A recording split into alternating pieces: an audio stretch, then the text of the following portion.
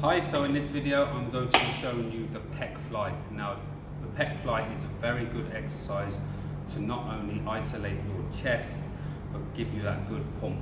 So what we're going to do is get you to understand where the origin and insertion of your chest muscles are to enable you to understand the start point and the end point of trying to contract that muscle.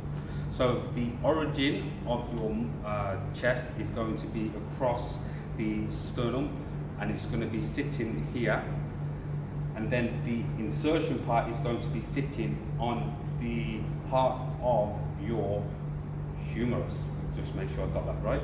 And it's going to be focusing now where you are going to be grabbing the handles and you take the insertion point and you bring it towards, as you can see, the origin. A lot of times when people are doing this exercise, they find themselves only going to this part, and as you can see, you're missing that final part of doing the full range of motion. So I'm going to talk you through the execution, and then once you've got the execution, you can then start to apply your reps and your working set.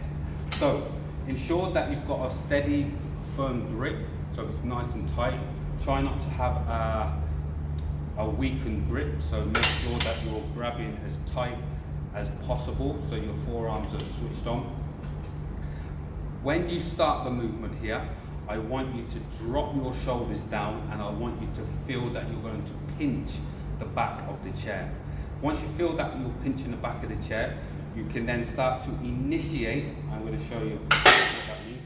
You're going to initiate, start to squeeze that muscle here on both sides. Once you've squeezed that muscle, shoulders are down and pinching the back, you can then start to move the muscle in, squeeze, squeeze, squeeze, and finish. And then you can then control and return again to this point to then start the movement again.